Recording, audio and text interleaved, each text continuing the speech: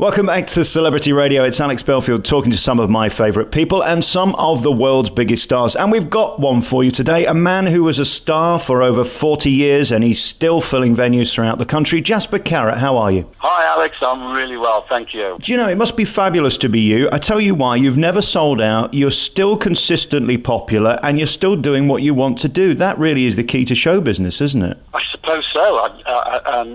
I live 12 miles from where I was born in Birmingham, and I've kept my feet on the ground, and most of my friends are just sort of, normal people. And yes, it's nice of you to say that. No, I've never sold out, hopefully. Made mistakes, obviously, but I can look back on my career and I feel I was influential, and I feel that I've always stuck to my principles. So, I'm a happy man. I think where you score above most comedians, if you have a charm and a warmth, was that deliberate? Well, when you're a comedian, basically, you are an extension of yourself, particularly with what I do. If you're a one-line joke merchant, which was the norm in the 70s, the only way you could get onto television was, 10 minutes on the Cilla Black show if you were a stand-up, and, you'd have to do jokes about mother-in-laws and silly Irishmen.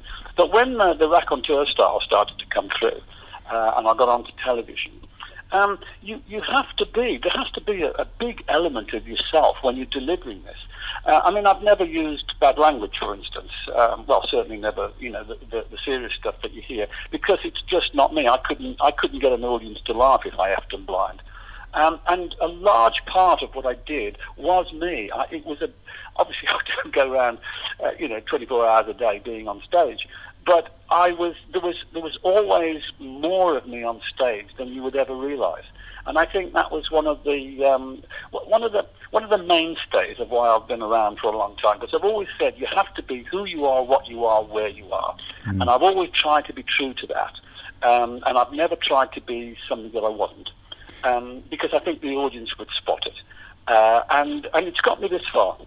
Do you know what I've always been amazed by is the amount of material you get through. It seems like you're more than happy to write a great gag, do it on tour, and then throw it in the bin and start again. It's awfully brave, because again, that goes against many of the comedians who are doing the same great gag over and over again, a bit like Sinatra will Sing My Way every season. Yeah, I try to, obviously, with the demands of television, of course, you have to change the material. When I'm live on stage, I'm on tour at the moment, I have gone back to the early stuff to see what was around, and I've actually revamped a few of the bits that I used to do to bring it right up to date. I used to do a bit about the 60s, and I do that now, but I've revamped it to bring it right up to date. So, there is an element of repetition. There's no two ways about that. But in the main, I try and make it so that if you come to see me, you'll 90% of it will be different from the last time, given a fair gap, about 5 years. What are you mostly? Are you mostly a musician, a comedian, or a poet? Because they're the three elements of your act, really, aren't they? I'm certainly not a musician, Alex. I play the guitar and I sing as I do in the show a little bit, But essentially, I am a stand-up. I'm a stand-up comedian, and that's really what I do best, if I'm absolutely honest. I've tried loads of other things, and some of them have been successful, some of them haven't. But I've always thought, the fear of failure has never been that great. If I do it and it's failed, well, okay, at least I gave it a go, and I would have learned from why I failed and make sure it doesn't happen again. It's sometimes difficult to talk about yourself because, obviously I see my career from, 45 years I've been doing it. But people don't ever know you that well. They'll know 2 or 3 years of your career. Unlike now, there'll be anybody under 25 wouldn't have the faintest idea that I'm a stand-up. So you have to cope with all that, and I try and say, right, okay, here's what audience have I pulled in, and I go out to entertain them on the night. And I'm not particularly trying to build anything, certainly not now, because I've been around too long. So essentially, I'm just enjoying all the experience that I've had over the years and put it into a solid hour of comedy. What's it like waking up one morning, looking in the mirror and realising you're 70? Oh, crikey. It is a bit formidable. I mean, I say on stage, there is no redeeming factor about getting old. And none, except wisdom. You see, I'm very wise now, Alex. And I just say to the audience, you know, like, if I could have the body of a 25-year-old, I'd be as happy to be as thick as pig shit. Why are there so many stupid old people who don't learn then? I mean, why have you got wisdom and so many people don't have time to learn? I haven't the faintest idea. I think I have to be, as a comedian, you have to be very honest with yourself, you know, because if you start putting on airs and graces, all the other comedians will bring you down within 24 hours. Was it strange waking up? Because, I mean, the thing about you is you come across with great youth and you certainly don't look 70. Is it a bit strange? Do you sort of look in the mirror and think it's your granddad or something? Well, I've never been one for looking in the mirror too much. I mean, I've never been a Brad Pitt. I've always had to live with sort of looks that are, you know, at the best average. So I never get too fussed about it. And my image is, whatever it is. I couldn't give a toss, really. I get on, and I do what I do. And if you like it, that's great. And if you don't, well, there's millions of other comedians you can go and watch. There's millions of other entertainers. And I'm just, I'm very happy within myself. So when I look at the mirror, I'm thinking, hey, I've done all right. I've had a good life. I've got a wonderful marriage for 40, nearly 44 years. I've got 4 kids who are really happy. I've got 6 grandchildren that are happy. I have a lot to be thankful for. So when I look in the mirror, I'm thinking, thank you. You see, on the one hand, you've got a great legacy of that amazing family. And then on the other hand, I think you were one of the biggest stars in the day. What a shame you missed out on all the totty that you could have had. I mean, this is tragic, Jasper. Very good, yes. Funny enough, I don't know many comedians that had groupies. You know, Russell Brand, yes, he's probably the exception. But I think groupies don't tend to follow comedians. So I've never had the problem, I have to say, and I'm glad I haven't. But what I did notice that many years ago, I fronted a group. We had a rock and roll group called Belch, which was Bevan Paniello, Tony Iommi on lead guitar, Phil Tree on bass when Roy was with it, and I was the lead singer, played guitar, and I did get a lot of attention from women in the audience, and it was a massive difference. I thought, what the hell have I been doing wrong all these years? So that was an enlightening factor. And of course, with the show that we're doing at the moment, I do sing a few songs, but no, at 70, no one's particularly interested. I mean, a cougar to me would be about 108. And the strain of being a sex symbol, you wouldn't want that, Jasper. You're too busy. Oh, no, not at all. I'd have to keep going on to Google to remind myself of what I've got to do. You know? We look at your friendship. I mean, it goes back, you mentioned Bev there. He's been one of your best mates forever, really. Well, it seems like that. We met on the first day of grammar school, and that was coming up to 60 years ago. And we've been very best friends, and I was his best man, he was mine, you know. And we go, he lives 10 minutes away, we go on holiday all the time.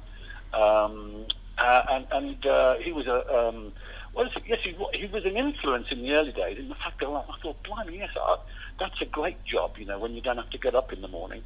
And I sort of fell into comedy through music, because like I wasn't a very good musician or, you know, very good singer, thank God.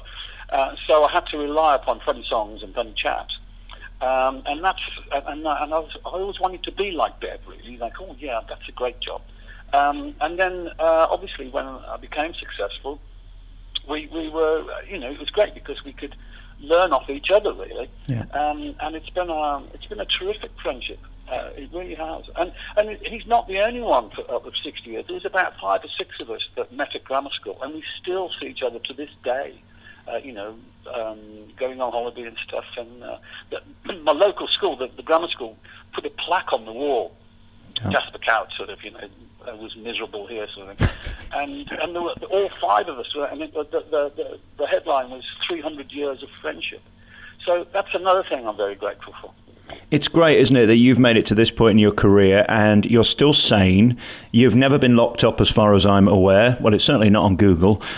You've got these great friends, you've got the family, and you're still filling theatres. You are living the showbiz dream. You do realise that there aren't many people who come through the business unscathed.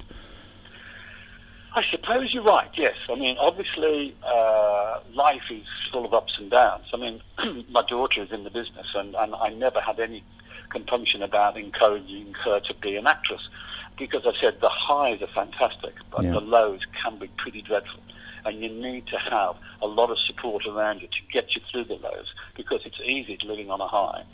And the problem is that once you've been on a few of those highs and you're not getting them, how do you get them? And I suppose the easy way is drugs and alcohol, but fortunately I've never had to go down that route, you know. So yes, it's as I say, highs are high, fantastic, but the lows can be pretty depressing. Just on that, and I don't want to sort of go on about it, but the point when you realised that the TV industry had changed, it wasn't about you and your act, it was the fact that they weren't booking your type of show anymore. How did you console yourself with that reality that you weren't going to get another series? Well, it wasn't so much that I wasn't going to get another series, it's that they were offering me a series. In fact, you know, sort of, and they still do, but they're not offering me a series that I want to do. We were talking earlier, before we went on air, about John Oliver, the guy that's been very successful in America with a show called Last Week Tonight. Now, I don't know whether you know, but John Oliver was born in Birmingham. Right. He was born in Erdington, and he's this very big star now. And he's doing a show that I pitched to the BBC about 3 years ago, but nobody at the BBC understood what I was trying to do, because they only ever saw me, really, as sort of getting on TV before 9 o'clock on a Saturday, and I really didn't want to do that. So it's my decision not to do TV. And to be fair, Alex, I've been on TV for 40 years. It's time they had fresh people and new people, and I don't want to get in the way. And it's not a downer, because I've done everything I've ever wanted to do. So, as I said earlier, you know, I've had a fantastic career. I'm not greedy, and I'm having the time of my life at the moment, just being on the road with no pressure. I'm below the parapet, so there's no spotlight. So nobody's worried about, you know, if I make a mistake, or, you know, if I don't turn up or something like that. It's wonderful just being back on the road with my mates. And doing the show is just so successful, it's unbelievable. But we are doing small venues, because I've done the 5,000 seaters and the 10,000 seaters, yes, all very well. But essentially, people are paying 25 quid to come and watch you on television. Because when you're in a 5,000 seater, 10,000 seater, you're like an ant on the stage, so everybody's watching the screens. And when you're a stand-up, somehow or other, it takes something away from the performance. And what I've rediscovered is that by playing small venues, you know, the 1,000-seaters, the 1,500-seaters, it's fantastic, because you're back eyeball to eyeball with your audience, and that sort of fear, that intensity on stage is terrific to relive, because you can run anywhere you like on stage, but you can't hide. And it's wonderful having all that. Going back to the grassroots of where I started, in folk clubs and colleges and universities, and that reaction that you get with the audience, and it's like I say I'm a reborn again comedian, you know. Some people say, well, you never won in the first place, but okay, and it's just exciting, and that excitement that I have, and the rest of the guys who are doing the music and the girls, gets through to the audience, and they sit there, and I think the reactions are fantastic, because they don't really expect to see and hear what they're getting, and it's like a bit of a revelation. Yeah? And we get genuine standing ovations every night. It's not a One Direction standing ovation where it's "Day We Go," you know what I mean? Yes. We really earn the standing ovations, and it's the audience is a bit mature. In fact, we always say that, like, you know, we get 100% standing ovations every night if 100% of the audience could stand. So I'm in a sort of a resurgence in going back to grassroots, but with the added advantage that I can draw an audience, these days. Yeah. And it's been a fantastic experience. You can find out more at www.jaspercarrott.com about the tour with Bev. I mean, it is a rock concert in places, isn't it? I mean, it's got that feel about it. Yes, I mean, it's called Stand Up and Rock, and it does what it says on the tin. Yeah. I come out, I do a solid half hour of comedy on my own, and then I introduce the band, and then I introduce the guests that we have that sing the songs, because all the songs are in the 60s, the 70s, and the 80s, so that's brilliantly done by fantastic musicians. Then we have a break, I do another solid half hour, then I get involved with the music a bit later on. And the whole evening we've got 2 screens on the back of the stage, and we're showing photos all the time of all the artists that we're singing about, or if we're doing Southampton, for instance, we'll show old pictures of Southampton in the 60s and the 70s, and the clubs and the pubs and the entertainment venues, and plus all the, if we're doing a Roy Orbison song, loads of pictures of Roy Orbison. We've got videos and DVDs and stuff. And so it's I won't say it's unique, but it's a package that's out there that nobody else is doing. Well, congratulations on it. Very finally, I want to talk to you about Birmingham. I was on Gold there for a while, and I just love Birmingham as a city. It seems to be having its problems at the minute. How's it doing? I mean, you're still from the West Midlands. You still live there, and you still love it, don't you? Yes, city of Birmingham is a great love to me. Like every city, they're having problems with the cuts and the austerity measures, and it's no different from anywhere else. And obviously, we had got a brand new library that's 200 million quid's worth, and of course the cuts have affected it greatly. So you can't open it as much as you want. But the city itself is thriving. I mean, there's a massive amount of Chinese money coming in to Birmingham. They're putting more money in Birmingham than any other city in Europe. And of course, there's a big Indian business going on here with Jaguar Land Rover, and so the city itself is in great shape. HSBC, they're all coming in because Birmingham can offer much cheaper rates than London, and with a working population that is intelligent, well educated, and much cheaper. So it's actually, underneath all that austerity, it's really thriving. And there's a great buzz in the city. And as you say, it is a great city. Nobody believes that because it's still got that image of 1870, and it's the workhouse of Britain, and it's grimy and dirty, and it's so far from that. We just have the most wonderful venues that we've been building over the years. And if only we had a successful football team, Alex, we'd be in there. Listen, I'm all right talking about politics, but don't get me started on football. We'll be here all day. Let's not go there. If they could just get that road sorted into Birmingham as well, that'd be nice. Perhaps they could build a new motorway somewhere. Well, of course, they built a motorway round it, so nobody actually has to come here. But it is a bit confusing for motorists, I will agree. Obviously, we have Shakespeare just down the road, half an hour, and then we have Sadler's. We have the Birmingham Royal Ballet, and the wonderful NIA, and the Symphony Hall is magnificent. As you say, I mean, we can put on anything up here, but London has always had that sort of, appeal, hasn't it? Yeah. And we know we can't compete with that. But at the same time, a lot of people who come, particularly to football clubs, to universities and colleges, when they end their careers or finish their studies, they come and live in Birmingham because it's just a great place to live. Listen, I've loved talking to you. Thank you so much for your time. Jasper Carrott's on tour.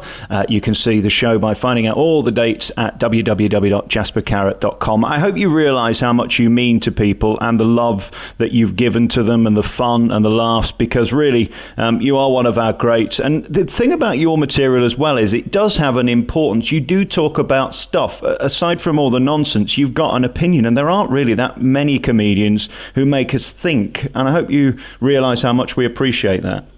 Well, that's very flattering, Alex. Thank you very much indeed. Jasper Carrott, good to talk to you. Thank you.